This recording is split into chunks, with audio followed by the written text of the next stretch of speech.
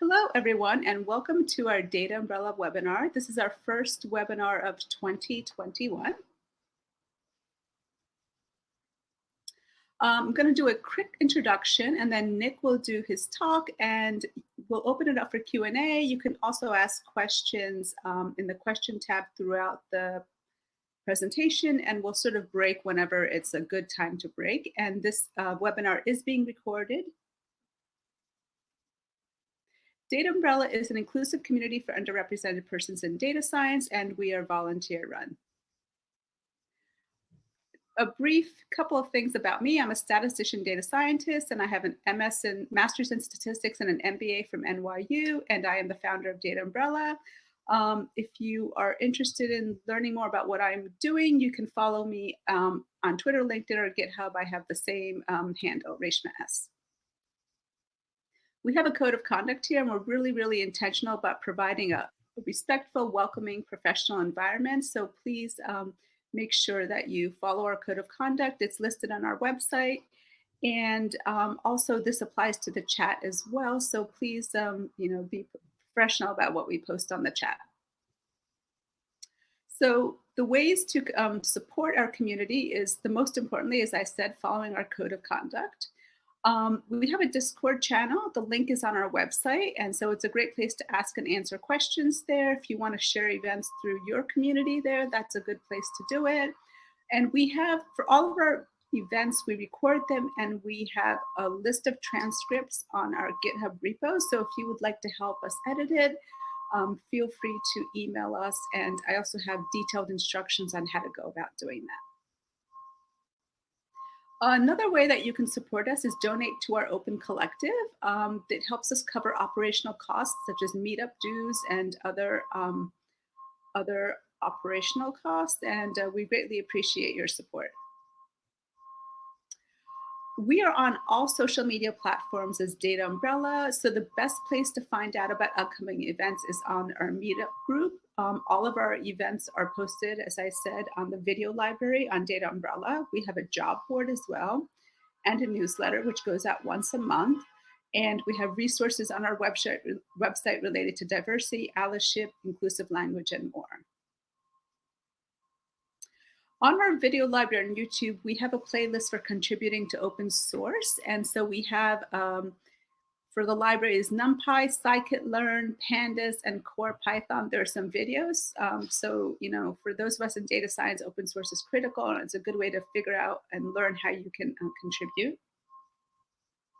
We also have a playlist on career advice. We have 3 speakers who've done a really informative talks about it. So if you are looking for career advice, please check those out.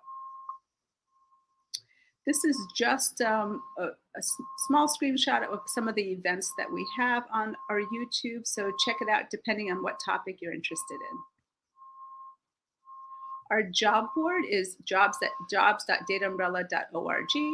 If your company is hiring, they can post jobs there, and we can share it with our community in our newsletter as well as in upcoming webinars. Our highlighted job that we have is Cloud Infrastructure Engineer at Coiled, and it's a distributed infrastructure, so feel free to check that out to learn more about the position.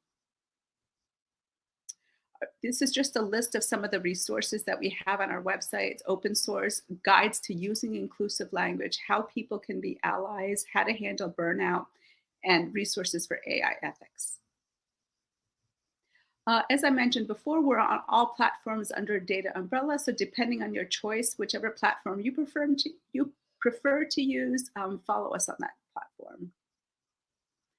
I want to share some upcoming events that we have. We have an Intro to Sphinx for Python documentation presented by Melissa Weber, and that is on January 28th. And the link to that to sign up is on our Meetup page. We have our flagship event for the year, which is a scikit-learn open source sprint. This sprint is focused on getting participants from the regions of Africa and Middle East. And so if you're in those regions, please check out our website. It's afme2021.dataumbrella.org. And if you have any questions, feel free to email us. the information about contacting us is on the application form on the website. There's also want to share a community event that's coming up, which is Global Diversity CFP Day.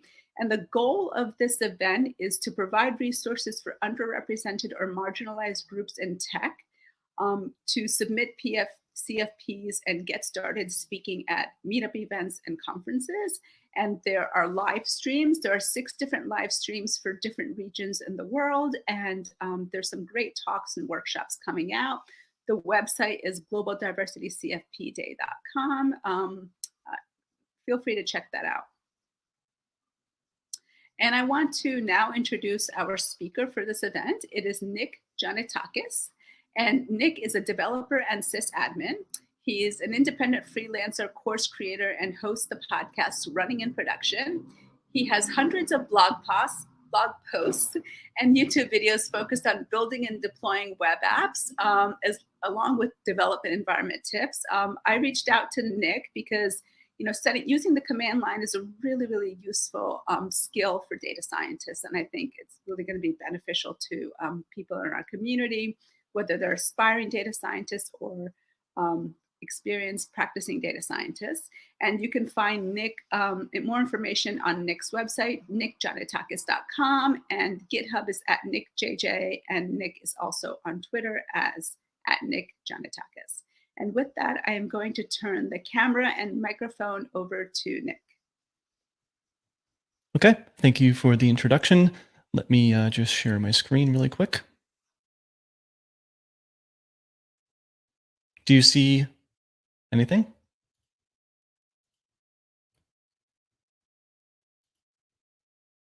It shows your slides, by the way, just a heads up. Here we go. Okay.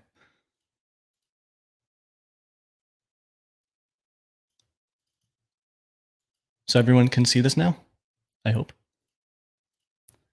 So, hey everyone, thanks a lot for coming. My name is Nick Janetakis, and today we're going to go over creating a command line driven development environment. By the end of this talk, you'll be well on your way to having a tricked out terminal, along with being familiar with tools like tmux and vim, and also being comfy using command line tools to solve real world problems. We're also going to go over how you can manage your dot files. These are files that typically live in your home directory, and they're responsible for configuring a bunch of command line tools.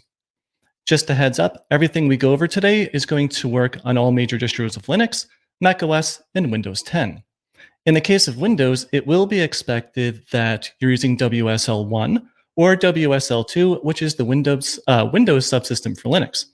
That's because we're going to focus on shell scripting in a Unix or Unix-like environment, not so much PowerShell. Also, we're going to cover a lot of ground in this talk, but don't worry, I'm not going to leave you hanging on installing and configuring everything on your own from scratch. So feel free to check out this Git repo afterwards. It has a very skimmable reference for everything we're going to do, as well as this slide deck. You can just download it there as well. With that said, let me quickly introduce myself. My name is Nick Janetakis, and I've been a freelance developer for the last 20-ish years. And I would say for the last 7 or so years, I've been doing a lot of DevOps work. And that's mainly setting up Linux servers, working with various cloud hosting providers, deploying code, writing shell scripts, and using tools like Docker, Ansible, and Terraform. Now, the specifics aren't too important, but I do think working with a bunch of different technologies and projects has led me to having a command line focused development environment. Now, chances are you're not going to be using the same exact tech stack as me, but we can all use the same command line tools to solve our unique problems. For example, I found myself bouncing around so many different freelance and open source projects, and I wanted a way to quickly switch between them to get right back into a project as if I never left. That led me to discovering tmux and eventually Vim. And by the way, if you decide you don't want to use Vim as a primary code editor, that's completely fine. I only started using Vim about 2 years ago, mainly because the combination of using it with tmux really let me quickly switch between projects on the command line. But even if you don't use Vim, there's so much more to the command line than code editing, and tmux is really useful on its own in any case. Now, before we dive into the basics of using tmux and other tools, let me quickly go over a couple of practical examples of how I use tmux, Vim, and various command line tools in my day-to-day. I'm going to blaze through this without explaining everything in detail, so you can get a high-level overview of how everything fits together and see what types of workflows you can create. This way you can start thinking about how all of this applies back to your dev environment. Then after that, we'll go back and cover how everything works and how everything can be configured in more detail. Also, just a heads up, for the sake of time and avoiding silly mistakes like typos, I decided to go with animated GIFs for demoing a few things. That means you'll occasionally see animations that are looping indefinitely, and they may not line up exactly with what I'm saying, but I think you'll get the gist of it. Lastly, feel free to ask questions if anything isn't clear, because I am prepared to jump into a live terminal if needed. Okay, let's do this. So here's a brand new terminal that I just opened. And let's say I want to start working on the source code to my Flask course, which is a web application running in Docker. I was working on that last night, but today is a new day. Instead of opening everything from scratch, I can attach to a tmux session that's running in the background. It already has Vim open with the last file I was editing, along with the entire app running inside of Docker. It's like I never left. I can immediately get back into the thick of it. Next up, let's say I want to do a project-wide search for all the tests in the project. I can do a search for the test underscore string in Vim, and it'll do a fuzzy search and list all the matches. Also, instead of a string, I could have used a regular expression. After that, Vim will present me a way to filter and select the matches I want, and it even shows a little preview of the file as I cycle through the matches. My font size is massive for the sake of this talk, but normally you can see a lot more of the file in the preview. Then from here, I can pick a file, and it opens in the main buffer. If I want to look at multiple files at once, Vim makes it easy to open horizontal and vertical splits. It looks a little cramped here because the font size is so large. With my normal setup, I can fit 4 80-character width files side by side on a 2560 by 1440 monitor running at 1:1 scaling. Also, I didn't show it there, but it's really easy to switch between the different splits using hotkeys or the mouse. Now, let's say that you want to open a different set of files, but you don't want to lose your existing layout of files. With Vim, you can open files in a new tab, and this tab becomes a bucket to hold as many files as you want. Then you can switch between tabs up top using hotkeys or the mouse. So let's say we did some work and now it's time to commit our changes. I can hop over to the second tmux window on the bottom, open a split, and make my git commit message. As an aside, tmux also supports horizontal and vertical splits. I also like using Vim for writing commit messages because it helps me adhere to best practices such as warning me through syntax highlighting if the first line is too long or if I have any typos. Next up, let's say you have a few tmux splits open and you really want to view the log details in full size, but you don't want to close your existing splits. tmux lets you zoom in and out of any split you want. I'm just hitting a hotkey there to toggle the zoom in and out. Also, it's worth mentioning you can do the same thing with Vim splits too. I didn't show it for the sake of time. And just as a reminder, we're going to see how to do all these things later on when we dive into the details. Next up, let's say I want to jump to a completely different tmux session. In this case, it's my podcast site, and maybe I came here to add a reference link or something like that. After doing whatever I needed to do, I can jump over to the second tmux window on the bottom and deploy the site with Ansible. Ansible's deploy command is kind of long, and I don't want to have to hit the up arrow 100 times to find it. So I can reverse search my history using the same tool that we saw in Vim to fuzzy search through files in a project. This tool is called FCF, by the way. Lastly, here's a quick demo of doing GitHub-style Markdown previews in Vim. Technically, it's not real-time since it's not updated on every character press, but you can turn that option on if you want. I keep it off for performance reasons. Instead, it updates every time I switch Vim modes or save the file. Also on the right, Vim puts RN's exclamation points near the line count. That's to let me know that these lines have changed based on the most recent git commit. It'll show new lines and deleted lines with different markers too. Honestly, we could spend the whole hour looking at Vim and tmux features, but there's so much more to the command line than using Vim. So let's switch gears and go over a few practical examples of using command line tools. For example, let's say that I'm working on something and it sparks an idea for a blog post. I can just run a custom script I created called drafts and start typing whatever I want. After running that command, it automatically creates a date-labeled file in my personal website's drafts folder. If I rerun the same script, it opens the file in Vim so I can start fleshing out the draft right now. That's typically what happens in practice. This might seem like such a minor thing, but it really helps remove friction when starting new blog posts because the tool I use to build the blog expects files to be in this dated format. Not having to create this file manually means it's one less thing I need to think about. As for the draft script, it's a simple script, and don't worry if you can't read the text. The real takeaway here is the command line is there to help you solve whatever unique problems you have. It's almost like a direct link to your brain, except you just have to type what you want instead of just thinking it, for now. In another example, I created a script to toggle dark and light mode for my terminal, tmux, vim, and other tools. I prefer using light themes in my day-to-day, but after running a poll, I found most folks like seeing a dark theme in my video tutorials. So with a script, I can quickly change between the two. It's open source in my public dotfiles, and we'll take a look at that later. In one more example, let's say I was heading over to New York City later tonight, and I wasn't sure if I needed a really heavy jacket because I live 90 minutes away and weather is crazy like that. Not a problem, I can just run weather NYC, and that's what we see here. There's almost a tool for everything. In this case, the weather command is a very simple function I set up to curl wttr.in, which is a website that shows you the weather in a browser, but it's also optimized for displaying the weather on the command line. There's also dozens of general purpose Unix tools that you can use to solve problems around processing and filtering text.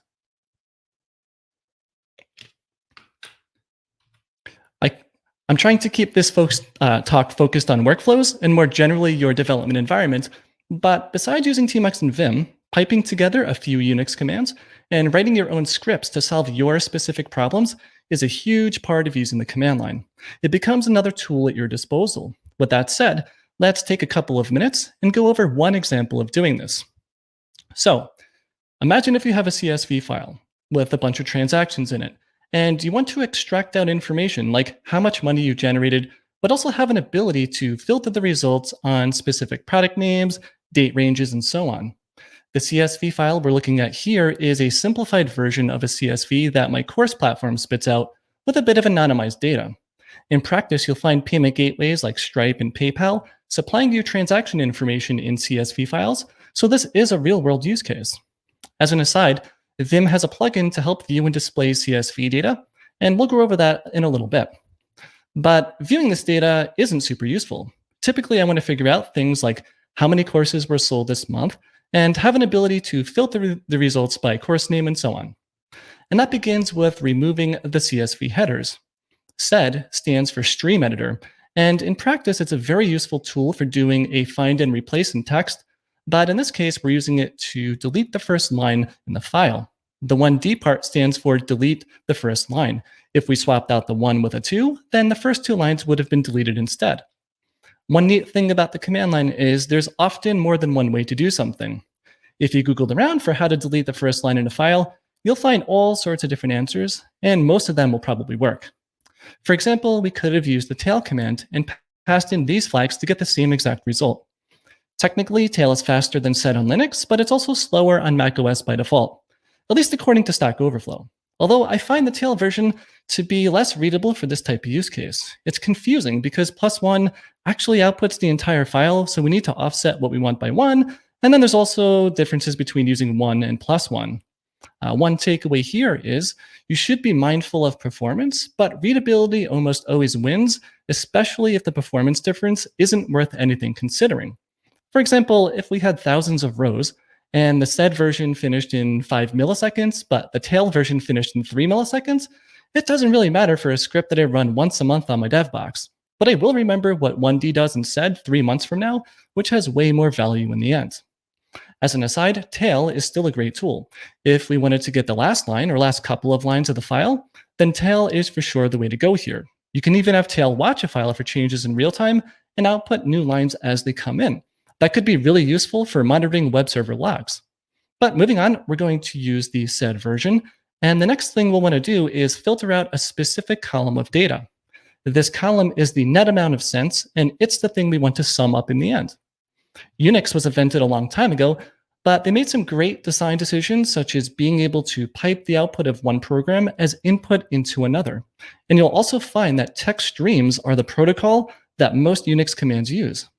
That means most command line tools expect text as input and produce text as output. This is remarkably powerful because suddenly it means you can combine hundreds of tools in a number of different ways to solve very specific problems that you might have. And Unix pipes are the secret sauce that lets us send the output of one program as input to another. Pipes are defined with the vertical line, and you can see it there sitting in between sed and cut. That means in this case, the output of the sed command is now being fed in as input to the cut command. And this cut command is going to delimit the output by a comma, since this is a CSV file. And we want to grab the fifth column, which is the net amount in cents. If we ever wanted to calculate the transaction fees for a specific payment gateway, then we can change this 5 to a 4. And now it would get the previous column, which are those fees. And this is why command line tools are amazing. We get to break down the problem into bite-sized chunks and then work on only a very specific tiny problem at hand. I think this fits the functional programming model very nicely. Speaking of which, a lot of functional programming languages also have the idea of a pipe operator where you can send the output of a function as input to another function. It's a great way to break up a problem. Next up, now that we have a list of amounts, we'll want to sum them up. But before we can sum them, we need to transform the list of numbers into a math equation that adds each value. For that, there's the paste command. And don't ask me why it's named paste, because I have no idea. It has nothing to do with your clipboard. All I know is when we use these flags, it becomes what we see here. If you wanted to do something else, like subtract the values, then you can replace the plus at the end with a hyphen. And technically, you can use this paste tool for anything. It's not limited to math. If we put an underscore instead, then it would delimit them with that. By the way, the -d is the delimiter, and -s puts everything onto one line. And now that we have our equation ready to go, we can use the basic calculator command, aka the BC command, to sum them all up. And there we go. We solved our problem by piping together a few commands. In practice, when you're more familiar with these commands, you can create pipelines like this in a few minutes. By the way, there's a gotcha here too with the BC command. If you ever want to support floating point numbers, you'll need to add the -l flag to it. I didn't add it here since we're dealing with summing whole numbers, so there's never going to be a decimal point.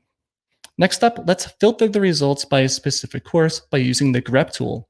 This is a tool you'll likely find yourself using all the time. You can provide it a text stream or a file, and then we can match whatever search string we want. In our case, it's a regular expression that makes sure comma BSAWF is at the very end of the line. This is nice because it means we no longer need to use the sed command to chop out the first line, since this grep pattern will only ever match CSV rows that have this specific text. And then from here, we can use what we did before to sum up the net sales, and suddenly we have the total sales for a specific course. I also decided to throw in 2 more examples here at the end. The first one lets us count the number of sales for a specific month. Here, we just take the output of what grep produces and pipe it into the word count command. The -l flag counts the number of lines instead of words. Alternatively, grep has a -c flag to get a count of the results instead of returning each match on a new line. In practice, I would use this second command if I wanted the count. It's less typing, less overhead, and more straightforward to read. So that's a mini crash course in combining a couple of commands together to solve a real-world problem. The cool thing is, if you find yourself writing scripts like this and they start to get a bit unwieldy, then you can put them into a dedicated script file and run them like that. We'll talk more about shell scripts a bit later on. And that leads us into the next part of this talk. We just covered a bunch of practical workflows and examples of using the command line. Now, it's time to get into the details about setting up your development environment. And that begins with picking a terminal and configuring your shell.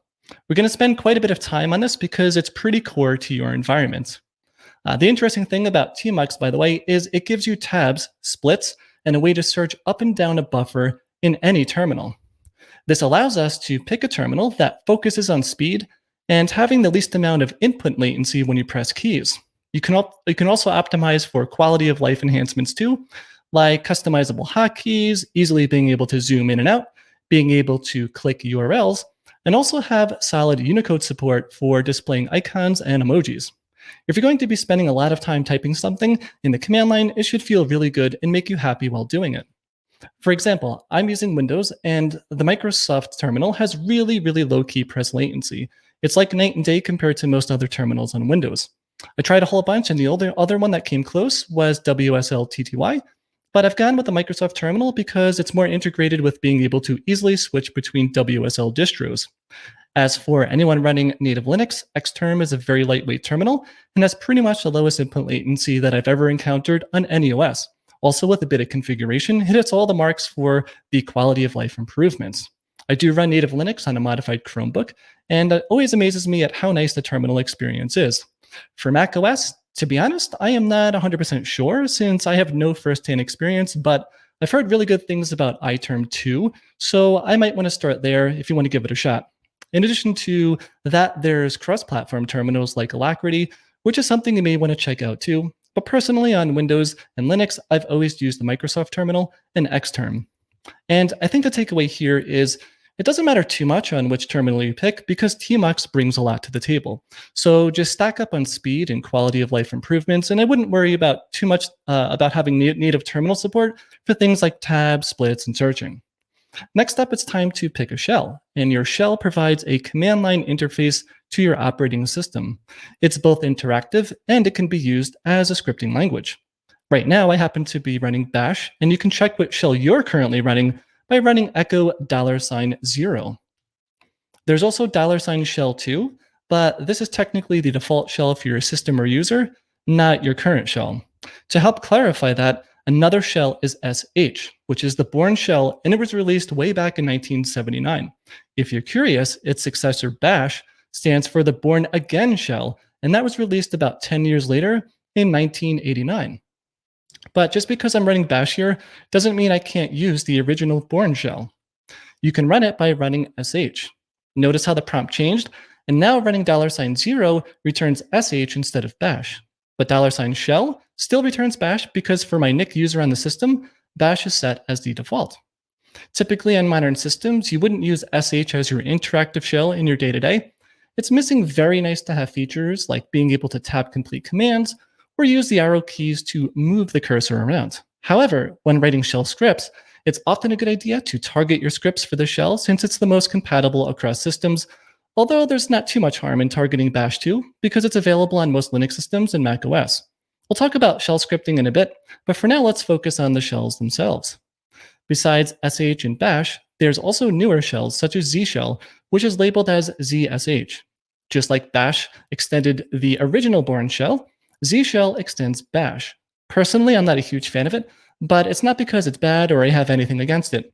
I'm just content with bash and I don't really feel like I'm missing out on anything at the moment. By the way, it's worth pointing out, if you are running a modern version of Mac OS, if you followed along before and you ran the echo $0 command, chances are you saw zshell as your shell.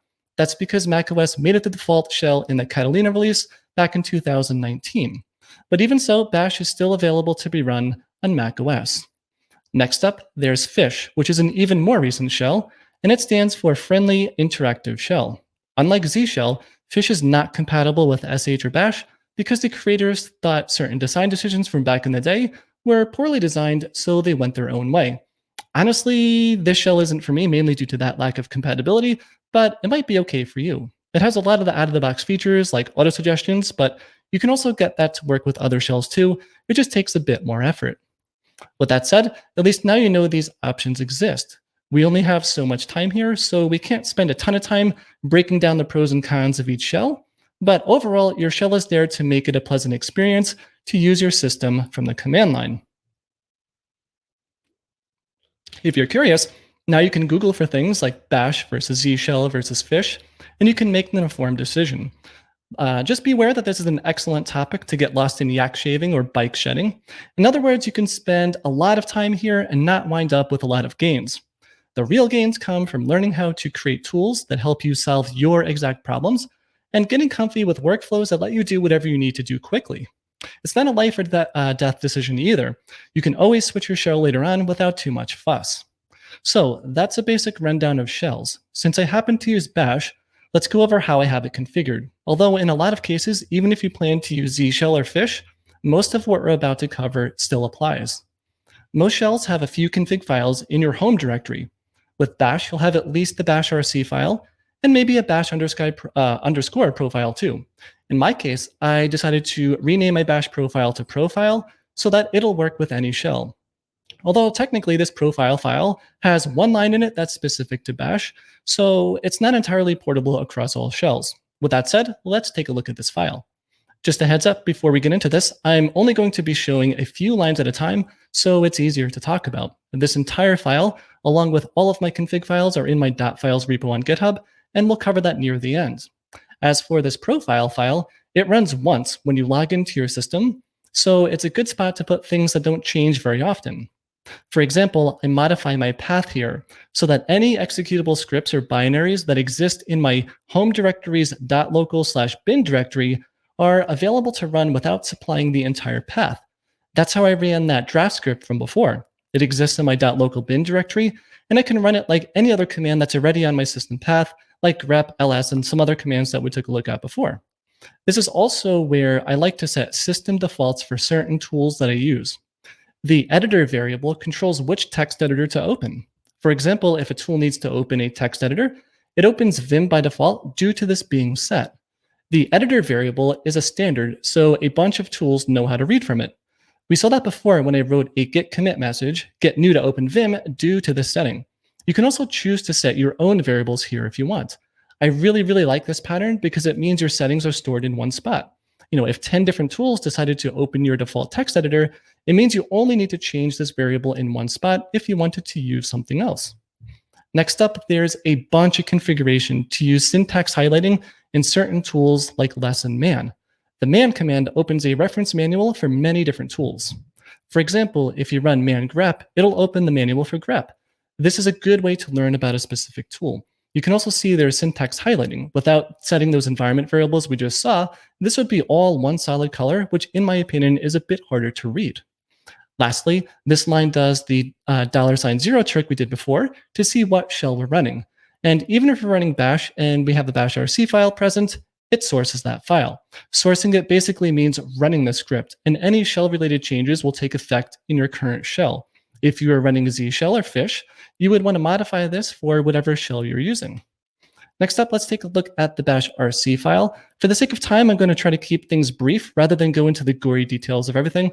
This file executes every time you start a new terminal session. That means every time you open a new terminal window or spawn a new tmux window, this bash rc file is going to run top to bottom. The first 5 settings control your history. Basically, we want to save the last 50,000 lines of history, ensure each line has its own timestamp, avoid adding duplicate or empty lines, and also append to the history file instead of rewriting a new file on every entry. Your history is saved in your home directory. With bash, it'll be in a bash_history file. Mine is nearly empty now because prior to this talk, I backed up my real history file so that I didn't have to worry about showing sensitive information during the talk. Some of them contain client information about client work, and I didn't want to leak those out by accident. Speaking of history, you can take a look at your history by running the history command. That's useful to find commands you've run in the past, and with saving 50,000 entries, chances are you'll be able to find commands you've run months ago. But grepping through this output would be kind of painful, so bash provides the Ctrl+R keyboard shortcut to reverse search your bash history. We'll go over that in more detail once we encounter a different part of this bash rc file. The next couple of settings are default values of the bash rc file. It's not worth spending any time on them, but I included them here anyways. Although it is worth mentioning that on a Linux system, you can check out what the default bash rc file is by cutting out etsyscale.bashrc. That could come in handy if you're tweaking your bash rc file and you want to double check a default value. Also in this scale directory, there's a few other default config files to look at if you're curious. Next up, we have aliases, and these are really useful. The basic idea here is if an aliases file exists, then we load it in. There's 2 files here because my .files are public on GitHub, and I wanted the option to have a local aliases file that's ignored from version control. This local file contains aliases that are only ever going to be useful to me and are super specific to private files on my file system, like quickly accessing client project and things like that. With that said, let's take a look at the regular aliases file, which by the way in bash would be named bash_aliases by default. I decided to go with aliases to make it a bit more portable across different shells. It still works as aliases because it's tied into the file being sourced from the bash rc file we just looked at. And technically, we can name this file anything we want, as long as it matches up with what you source. The first couple of aliases are defined by default. It's mainly for enabling colors in popular commands like ls and grep, but it also sets up popular aliases like ll. I use this one all the time to list directories and files. My real aliases file has over 20 different functions and aliases, and we could legit spend the next 2 hours going over it, but instead, I want to focus on the big picture here. In my aliases file, you'll notice there's both functions and aliases, and they both allow you to access your function or alias as if it were a script on your system path. If you plan to pass in arguments like you see here, then it would make sense to use a function. Otherwise, you can set up an alias. For example, with the weather command, we can pass in a city, zip code, or nothing, and it all works the same. The $1 ends up being the value you passed in. If it's empty, then it's treated as an empty string. But in this case, we have an alias that takes no arguments, and we saw this command being run during the demo. Instead of just running the script on its own, it also sources the bashrc file because it ends up changing the color of a specific tool that depends on bash being reloaded. That's kind of a neat trick because the alias and script both have the same name. In this case, the alias takes precedence over the script's path. The takeaway here is don't be afraid to create aliases that help you in your day-to-day. You should try to mold your dev environment to fit your exact needs. I think there's really a whole mindset or a philosophy around that, especially when it comes to using Linux. With the amount of configuration you can do, it really becomes an OS that you can customize for you. One day I'll switch to native Linux, and the only reason I haven't already is because I had some audio trouble with some of my hardware. I bet if I were running native Linux for the last 10 years, I would probably have 500 aliases and custom scripts to help me in my day-to-day. Anyways, that is it for aliases.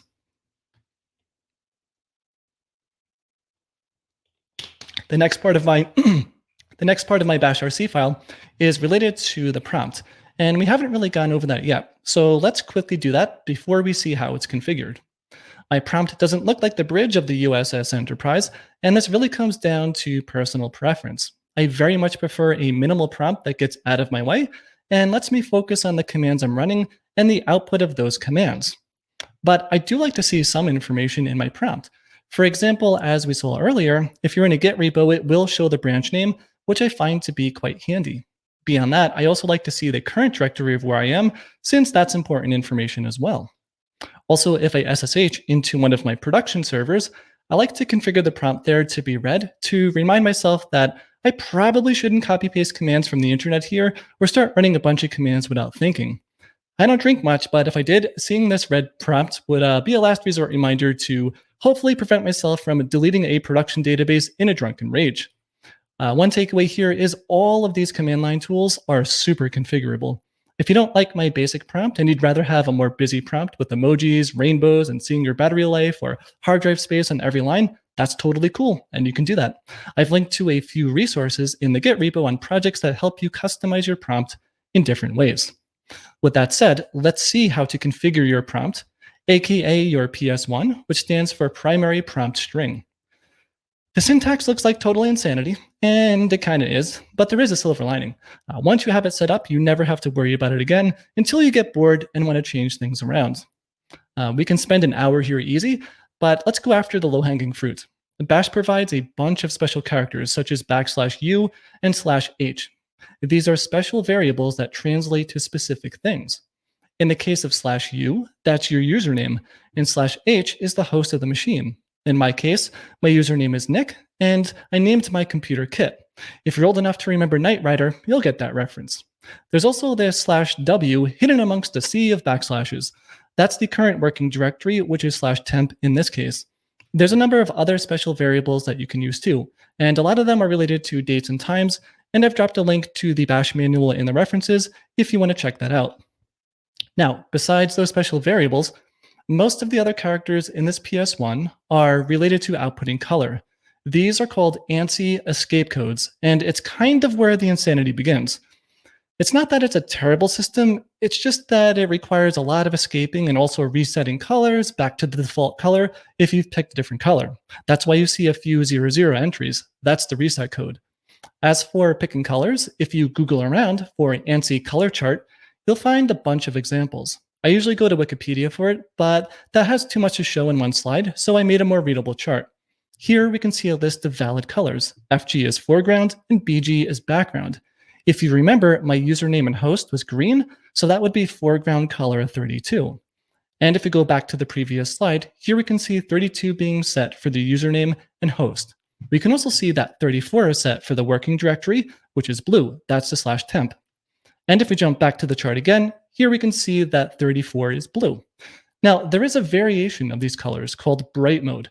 As far as I know, there's more than one way to set them. Honestly, a lot of this stuff is black magic to me, and I just copy paste things and tweak it until I'm happy. But as for bright mode, notice how there's a 0, 1 before the 32 and 34. To my knowledge, that flips on bright mode for the color being set. If you set it to 0, 0, it would be the regular version of the color. An alternative way to set that is to add 60 to the value. So 32 becomes 92 and 34 becomes 94.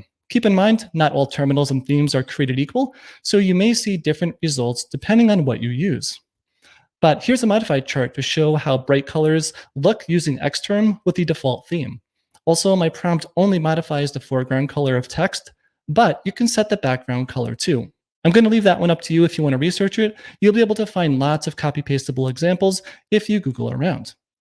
As for the command separator, it's pretty standard to end your prompt with a $sign. This will end up being the character that separates your prompt with whatever command you're running. Some folks like to use Unicode characters or an emoji. Years ago, I used a lightning bolt, but eventually grew bored of it. But don't let me talk you out of using something else. I really do encourage you to mold your prompt and dev environment to whatever you like. If you did want to swap out the $sign, it's a matter of replacing it here at the end. As for this prompt, the last component is getting the Git branch wedged in near the end. The basic idea is we execute a function here, and the output of that function ends up in its place. That function is defined in the middle here, and all it does is grab the current branch. Then it uses sed to replace some characters that Git usually outputs when you run the git branch command.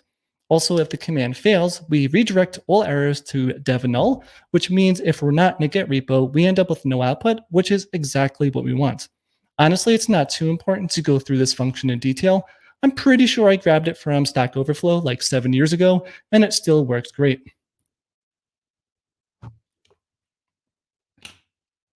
There's other more fancy Git integrations that you can add too, such as outputting specific characters depending on the state of staged files, or if a file is different than what's been commit. But in practice, I don't really find that to be that useful. Typically, that information could be obtained in your code editor or using Git commands when you're ready to commit something. But the branch is very nice to see because being on the wrong branch can cause all sorts of confusion. And typically you're launching Vim or another text editor while you're actively looking at your prompt. So the branch is nice to see there. Okay, so that's the prompt. The next bit here updates your terminal's window title depending on which directory you're in. This only works if your terminal supports it, and it's part of the default bashrc file, so it's not super important to go over. Next up, we have ASDF, which is a tool that helps you manage programming language versions in a consistent way. It's not important to cover now since this mainly relates to installing specific programming languages. Although the Vim plugin I use for previewing Markdown files does require having Node installed, and I do use ASDF to install Node. We'll talk more about this later.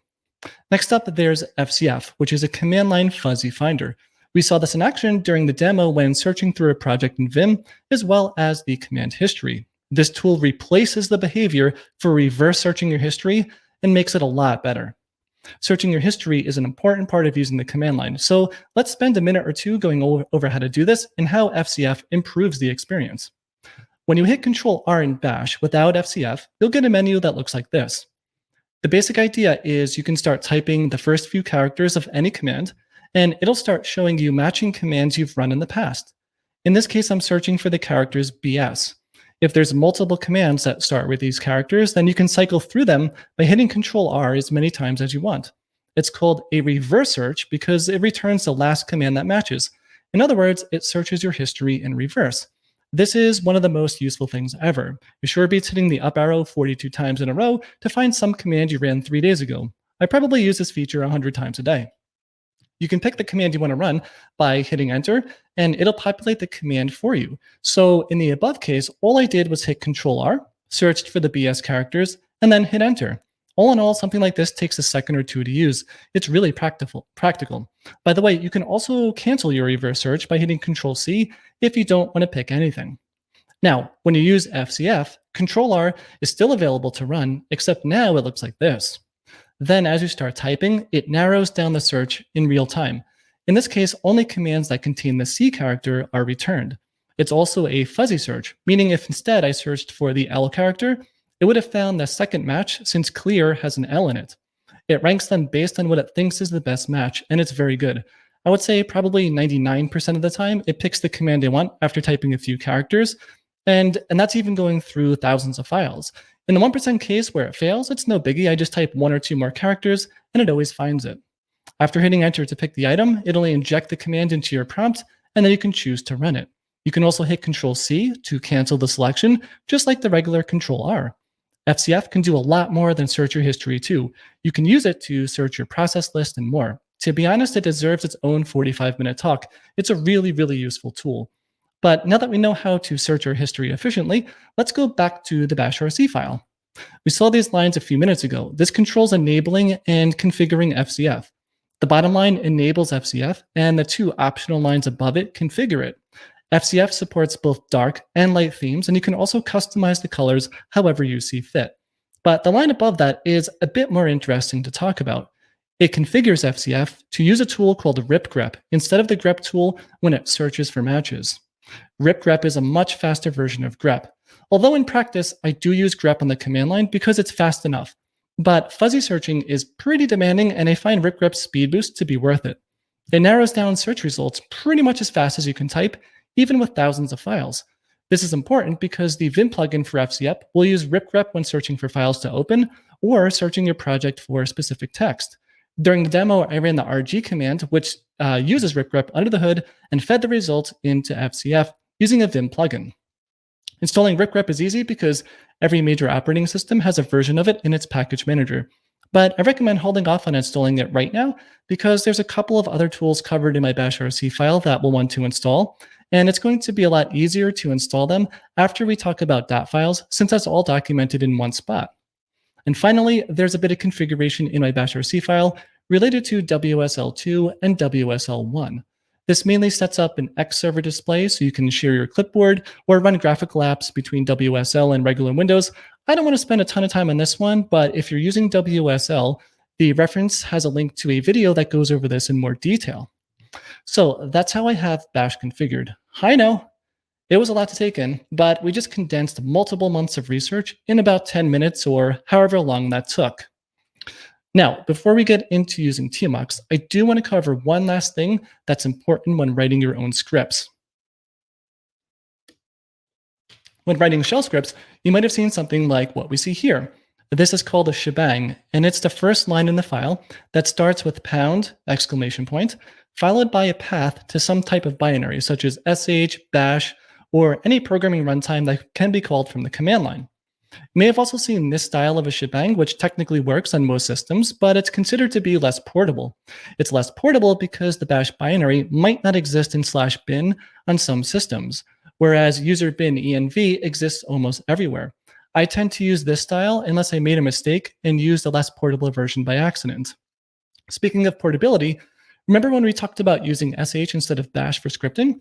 Well, the Bourne shell, aka sh, is POSIX compliant. This is a standard that was created to ensure compatibility between different operating systems.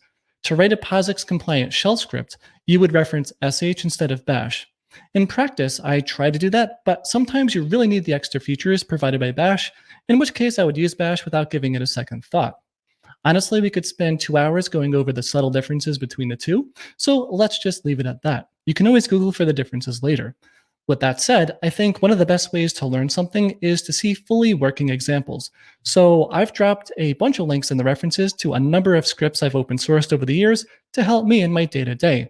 Now, I'm not saying it's the best code ever written, but it might get your noodle cooking to see what types of programs or problems you can solve on the command line. All of the code is MIT licensed too. So that's shells and scripting in a nutshell. On that note, we covered a lot, but don't feel compelled to learn everything up front before you do anything. You can slowly introduce things on a need-to-know basis. What I mean by that is, like any programming language or environment, you can still be very productive without understanding the entire language and ecosystem in detail. Next up, let's go over using tmux. Unlike the shell, we'll spend the majority of our time using tmux instead of configuring it, but we will take a look at some config settings too. First up, what is tmux? Good question. I'm glad you asked. tmux is a terminal multiplexer, and what that means is it lets you create and control multiple terminals from a single screen. We saw that before in the demo when creating windows and splits. It also lets you create sessions that you can attach and detach from, which is amazing because it means if you close your terminal, everything will still be running in the background and you can connect to it or connect to any session at any time, and it'll just resume where you left off before. You'll find tmux in whatever package manager your operating system uses, so it's going to be no problem to install it. But like before, let's not worry about installing it until we talk about dotfiles near the end. For now, let's just focus on using it. One core feature of tmux is its ability to control most things with hotkeys. But don't worry, you can use the mouse for a lot of things too, like selecting text or copying text, or clicking different windows or split panes. But since tmux is so hotkey driven, they introduced the idea of a thing called a prefix key. The basic idea is you'll hit this key along with some other key afterwards to perform a specific action. This helps namespace all of your tmux hotkeys so you don't end up overriding hotkeys from other tools. By the way, I also tend to call this a leader key because that's what Vim defines it as, so you may hear me use both terms interchangeably.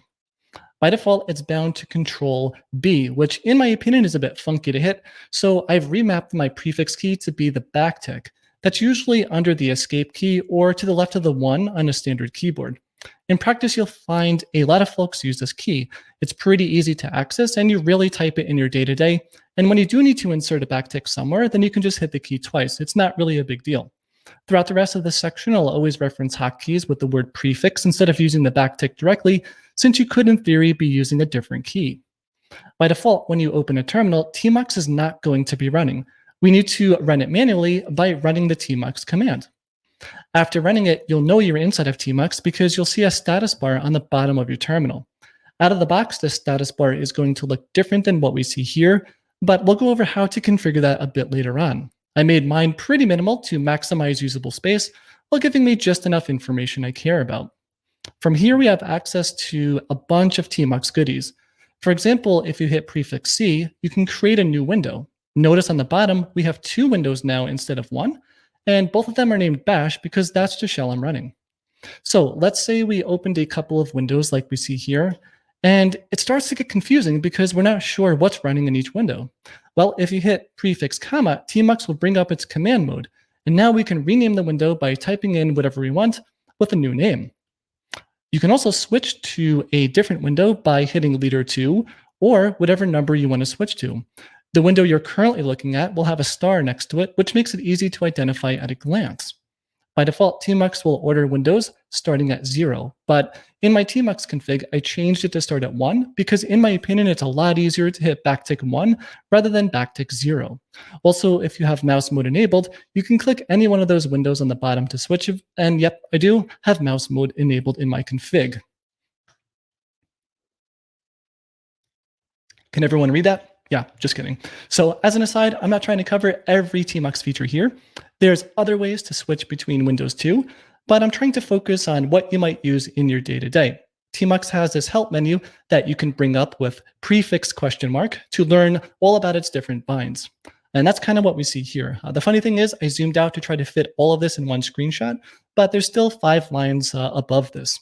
There's also the man pages too, and plenty of cheat sheets available if you Google around. With that said, I included a link to a cheat sheet if you want to check that out in the references. So going back to our example before, if you want to split a window in half, you can use prefix B to open a split below you, but that's not the default bind. Instead, I made it match the same bindings as my Vim config. And there's really no limit to how many times you can split a window. You're basically limited by your monitor screen resolution. In practice, I use split panes all the time, and you can switch between them using the mouse. Or if you use my tmux config, you can also use Alt and the up or down arrow depending on which direction you want to go. Alternatively, you can also split your windows vertically. This time around, you can use prefix V, which also matches my Vim keys binds, or Vim key bindings. Also, while I'm not showing it here, you can combine horizontal and vertical splits together however you see fit. You can even drag the bar around with your mouse to resize the panes. There's resize hotkeys for that too, but personally, I don't even know what they are off the top of my head because I just don't use them at all. Next up, if you do find yourself having a bunch of splits open, but you want to temporarily zoom into one of them without closing the rest of your splits, then you can do that with prefix Z. You can tell if you're zoomed in because it'll show a Z next to the window name on the bottom. This is something I do all the time as well. It's especially handy if you're creating tutorial videos with a large font size and you just want to zoom into something to explain one window. But I still do use this in my day-to-day with a regular font size too. Now, there's a lot more we can do with windows and panes, but this goes back to the 80-20 rule, which is basically focusing on the 80%, which is going to give you the most benefits versus how much time you spend. In other words, what we just covered goes a really, really long ways for dealing with windows and split panes. Next up, let's go over another killer feature of tmux, which are sessions. If you hit prefix D, that is going to detach you from your current session. We didn't go over this yet, but when we ran tmux before, it started a session for us behind the scenes, and it named that session 0 since we didn't define a name. That means if we close our terminal, we could reattach to it and things will be back as if we never left. If we ever forget what's running, we can also use the tmux ls command to get a list of sessions. In our case, we have just the one here. Then, if we run the attach command along with a specific session name, we can attach to a specific session. Right now, our session is named 0, but we can choose to rename it to something else, which we'll do in a few. It's also worth pointing out that if you run tmux attach with no arguments, it'll attach you to the last used session, which is something I do all the time. After running that attach command, we're back to our session from before, and it's like we never left. What's really useful is that you can have multiple sessions running at once and switch between them at will. That's a game changer if you have a terminal-focused development environment. Speaking of multiple sessions, if you're already in a tmux session, you can create a new session by running prefix : to bring up command mode, and then you can run the new session command. I'm passing in a custom session name of cool here, but you can name it whatever you want. Technically, you can make a new session without naming it, but I find in practice that naming your sessions is totally worth it, especially when you're dealing with a few sessions.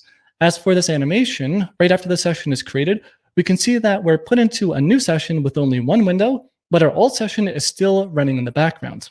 Also, if you're curious, most commands that you can run in command mode can also be run directly on the command line. Although in this case, if you try to create a new session like this when already in a session, tmux is going to prevent you from doing it by default. Otherwise, it gets too confusing with nested sessions. However, when you run new session in command mode, that doesn't nest the new session within an existing session. It creates a completely new one. I know that's a little confusing, but that's how it works as far as I know. The takeaway here is you should always spawn new sessions from command mode if you're already inside a session, or you can just detach from your current session and make a new session from the command line. As for switching between sessions, you can hit prefix S. This gives you a list of all of your sessions, and then you can use the arrow keys to pick the one that you want and switch to it by hitting enter. Upon doing so, you'll be put into that session immediately. What's really cool is, as you cycle through the list of sessions, you'll get to see a preview of what's running in the lower half of the window. That could be very handy to see what's running in a session. You can even click directly into one of those boxes and jump straight into that session's window. Next up, let's say you want to search up and down your buffer. With the way I have things configured, you can use the mouse wheel to scroll up in your buffer, and that puts you into tmux's copy mode. You can identify that by the orange label in the top right, which shows the number of lines in the buffer. Then you can hit the / key to begin searching, type in your term, and hit enter.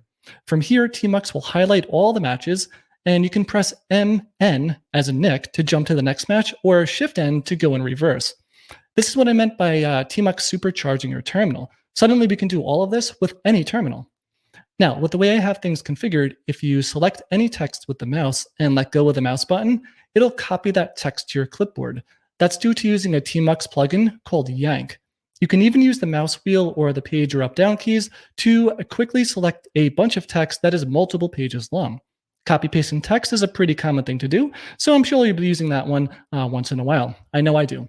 Next up, it's worth pointing out that if you open two separate terminals, you can connect both of them to the same session. When you do this, your actions are going to be mirrored in both terminals. That includes both typing and switching windows.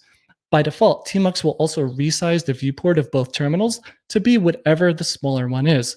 To be honest, I am not sure why it does this by default, but you can change this behavior. For example, if you attach to the session like this, along with setting one config option, then you can connect to the same session, but each terminal will have its own independent view of a specific window. This is very, very handy if you use multiple monitors. It means you can have a second terminal open on your other monitor and look at a different window on the same session that's running on your main monitor. I do this quite often when I'm working on projects that require seeing many things at once. Lastly, let's say you're detached from tmux and you want to stop all of your sessions. You can do that by running tmux kill server. That's going to completely kill tmux, destroy all of your sessions, and stop any processes that were running in the foreground inside of tmux. That could be handy if you get lazy with not naming your sessions, and after a few weeks of using tmux without rebooting, you wind up with having 20 unnamed sessions and 50 copies of Vim running. Been there, done that. Although, as for rebooting, by default, you will lose all of your sessions after you reboot. On Linux, this might not be too bad because you might not reboot for 6 months. But on Windows, this is painful because Windows will reboot your machine whenever it feels like it. But there is a silver lining. There's a plugin called tmux resurrect that will let you save and restore your sessions after a reboot, even if the tmux server is killed. With that said, let's quickly go over a few interesting parts of my tmux config. For the sake of time, we're not going to spend as much time as we did going over the shell-related configs. My config is pretty well commented, so it should be fairly easy for you to take a look at it in more detail on your own. Like the other config files, we'll show a little bit at a time, and this is how you can customize your prefix key. There's not much to it. If you wanted to use something other than the backtick, then you would change it here. Next up, this one is super interesting. This is the setting that allows you to get independent windows when connecting to the same session multiple times. Apparently, resizing isn't enough. You need to aggressively resize to get your independence. These settings control the status bar. I explicitly removed everything except showing the window number and labels. By default, tmux shows a clock on the bottom right side of the status bar. I have that disabled with comments. If you Google around for tmux status bar configuration, you'll find a bunch of examples on what you can do. For example, you can add things like your network IP address and more. That could be handy if you're connecting to multiple remote machines. These settings work together to make tmux a bit more human-friendly. For example, if you had 4 windows and you closed window 2, then tmux by default will leave a numbered gap. What I mean by that is you would end up with windows 1, 3, and 4 being available. The first setting removes the gaps, so you would end up with windows 1, 2, and 3. The other settings on the bottom make tmux start numbering windows at 1 instead of 0. Next up, you can quickly reload your tmux config by hitting prefix R. That's handy to do if you're tweaking your tmux config and you want to see the changes without having to kill your tmux server. This is similar to sourcing your bashrc file to see the changes without opening a new terminal. Lastly, tmux has plugins, and the tool to manage them is called tpm. That stands for tmux Plugin Manager, in case you're wondering. It's something you'll need to install, and it's included in my .files documentation. The yank plugin copies selected text to your clipboard, and the resurrect plugin lets you save and restore tmux sessions even if your tmux server dies. You can do that by hitting prefix Ctrl-S to save your sessions and prefix Ctrl-R to restore them once you're inside any existing tmux session. And that's all you have to do. This plugin is awesome, especially if you're on Windows. Now let's talk a little bit about Vim. And unlike the tmux session, this is going to be more like a rapid-fire description of a bunch of Vim plugins that I use in my day-to-day. That's because to really get into Vim would totally require its own dedicated talk instead of a few minutes. If you're curious, I do have over 15 videos on YouTube covering a bunch of Vim topics. I've linked to them in the reference notes. Lastly, I do run regular Vim, not NeoVim, but all the plugins that we're about to go over will work with Vim 8.1 or above and NeoVim as well. Speaking of plugins, we'll need to install a tool to use them. Then Vim has many different choices for how to install plugins since it's been around for so long.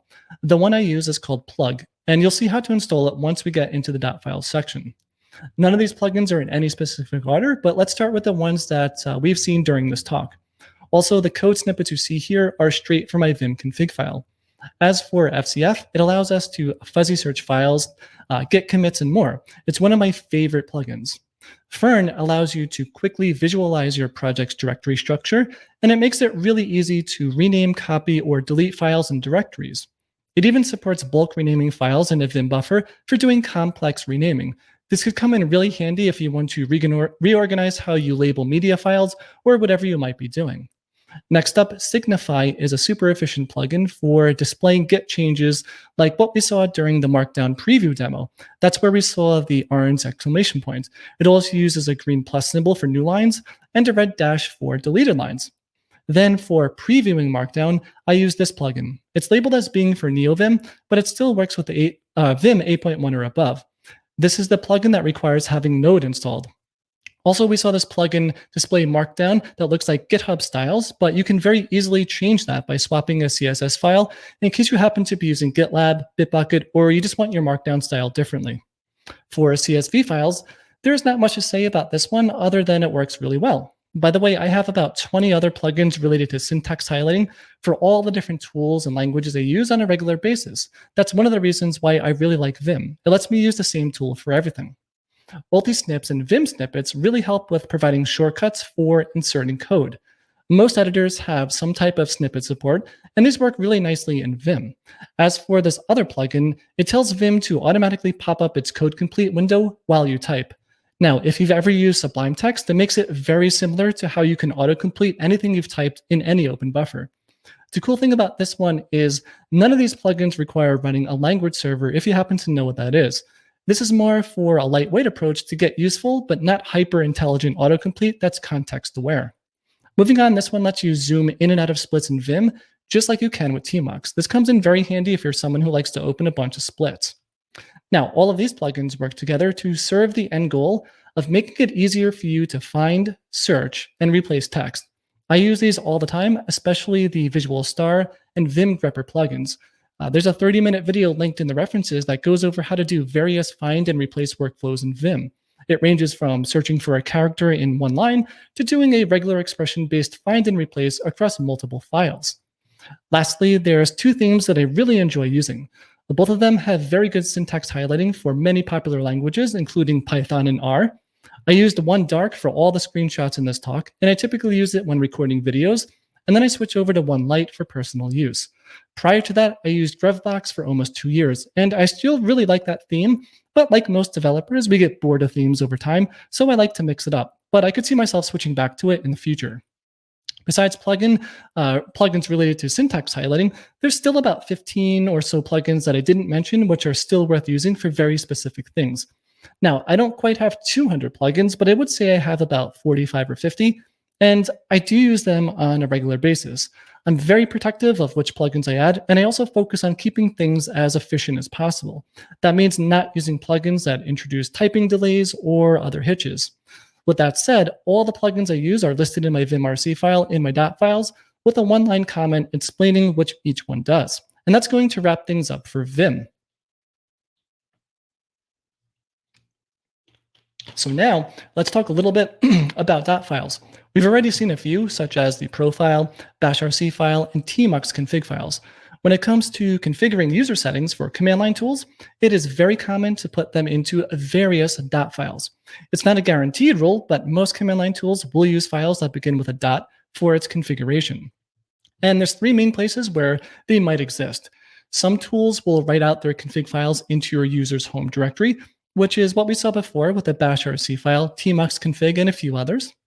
It's also quite popular for tools to create a directory in your home directory named after that tool. For example, if we take a look at my home directory, there's a few tools that do that. This usually happens when a tool has one or more config file, but not always.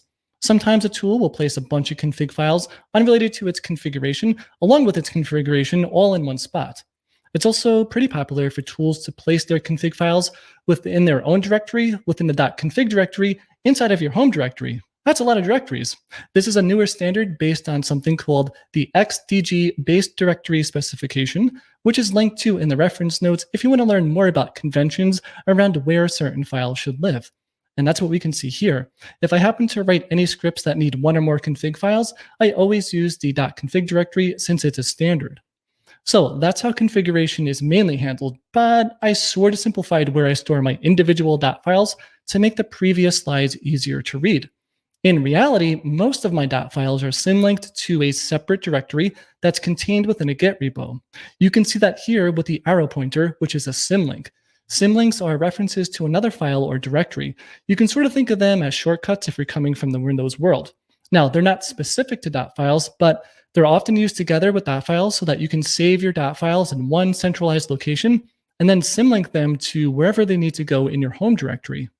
And that leads us into one way of managing your files. I'm a fan of having a single directory somewhere on my system, such as this .files repo in my GitHub folder. And then I can symlink the config files to where they need to go. This keeps things simple and it makes it easy to replicate my setup on another machine or share it with others. All you would have to do is clone down this repo and then set up the symlinks if all you wanted to do is replicate my configs. But symlinks are not the only way to manage your files. There's dozens of tools focused on files management, but honestly, I never felt the need to go that far. A really popular one is called Yet Another Files Manager, and I've dropped a link to that one in the references. It's basically an abstraction on top of Git, and it comes with its own custom command line tool to manage your files. If you find yourself gravitating towards wanting to use a files manager, I would start with this one. I haven't used it personally, but I do know someone who is happily using it. That someone has been working on the command line for 15 plus years, and he looked at a lot of other tools, so I trust his recommendation. With that said, let's take a look at a few key parts of my .files repo on GitHub. In addition to the config files themselves, I included screenshots and documentation related to installing the tools I use on a few popular Linux distros and macOS. There's not really an unwritten rule to include installation instructions in your .files repo, but I decided to go the extra mile. I included them mainly because I have a few programming courses and I wanted a single place where I could point folks to in case they wanted to replicate or cherry pick a few things for my setup. For example, if you wanted to install tmux, Vim, and another number of other tools, you could copy paste one of the package installation commands depending on what OS you're using. In this case, it's the Debian and Ubuntu installation instructions, but in the README file, there's copy pastable commands for brew in case you're using macOS. You can also choose to add or remove anything you see fit. For example, JQ is a command line tool that lets you parse JSON. If you don't care about that, then you can easily remove it. Then for installing the files themselves, it's a matter of cloning this repo and then setting up the symlinks. You could choose to grab all of my configs or just the ones that you care about. For example, if you find yourself using Z shell instead of bash, you could remove my bashrc file. Or if you're not using WSL, you can remove the last symlink since that only applies to WSL. Also, if you want more control over your setup and want a very personalized solution, you could always skim through my individual configs and copy paste whatever you want directly into your config files. Beyond that, there's a bunch of commands like this where you can pick and choose to install whatever tools you want. There's quite a bit more than what's shown here, but the rest are documented in the same way, and all of these commands will work on Linux and macOS since it's mainly running curl, git, and pip commands. There's even reminders like this in the README file for installing plugins for Vim and tmux. There's also a section up top to help verify everything is set up correctly. Lastly, it's worth mentioning that these files are going to evolve over time. In the references, I've linked to the exact commits for all the files that we went over, but I do recommend checking out the master branch on your own because if you're watching this talk in the future, chances are I've updated a number of things which are probably improvements in some way or another. So that's the TLDR on .files. If you Google around for .files GitHub, you'll find thousands of other examples. I'm not sure how many of them will have tons of documentation, but at least now you're familiar with the concept. And that's kind of the main takeaway of this talk. I tried my best to showcase and go over a bunch of tools, but ultimately it's up to you to apply as much or as little as you want in your daily workflow. Like anything, it takes time to build up muscle memory, especially for hitting hotkeys that might be foreign to you. I know it took me a long time to get used to them, and I still feel like I have a lot to learn. In other words, don't get discouraged if you struggle for a while. It definitely gets better over time. And on that note, hopefully at the very least, a couple of unknown unknowns were discovered today. Usually when I watch a talk or read a book, I'm hoping to walk away with at least one nugget of information that I can apply back to my day-to-day. And that is all I have. Thanks a lot for having me. And if anyone is still awake and we still have some time, I'm more than happy to answer any questions. Cue awkward silence.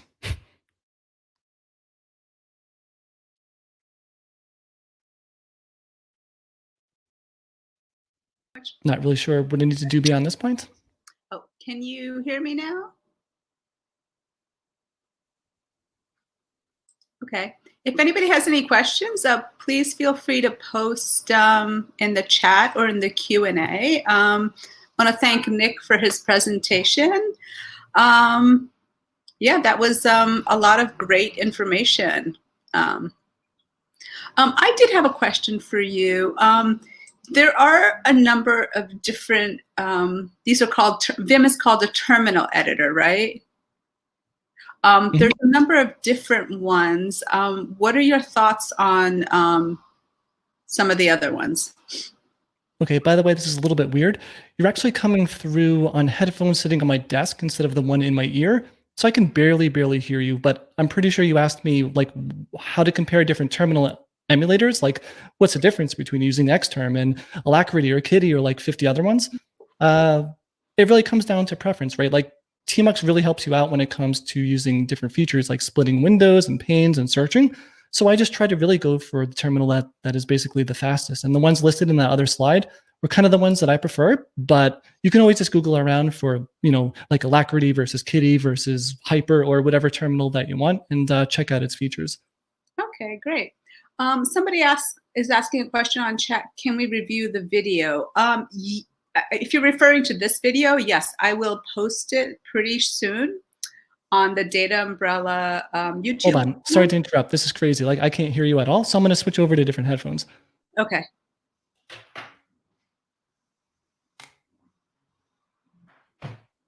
Yeah, these are also a lot uglier and bigger. I use these to edit my videos, but they work very nicely.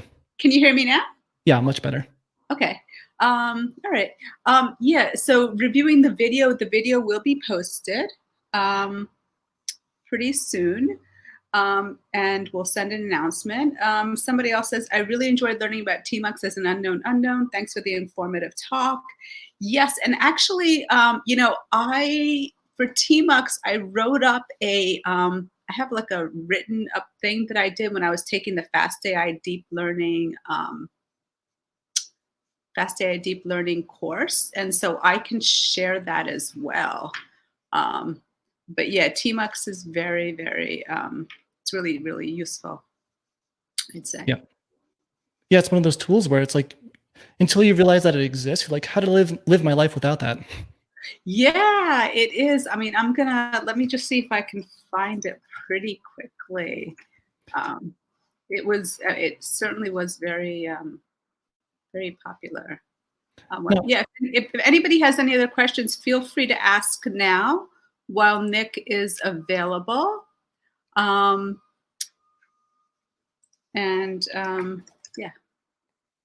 Yeah, I do remember one question that popped up last time was like, well, let's say I don't want to use Vim. Like, let's say I want to use VS Code instead. Like, is the command line still useful? And like, totally, for sure. Like VS Code, if you wanted to jump between different projects, you can totally do that as a built-in terminal.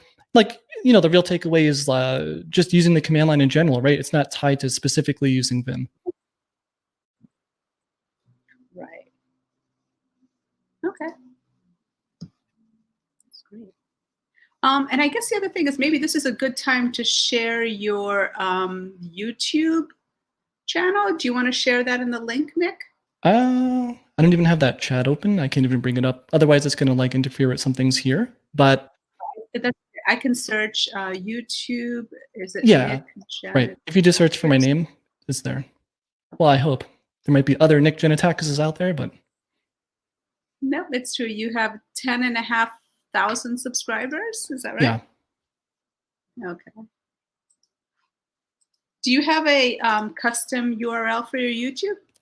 Funny enough, I don't remember it, but I'm pretty sure it's just youtube.com/c/Nick Janetakis. Okay. All right. Cool. So yeah. Also, if you went to my homepage here, then it's in the About page on the bottom.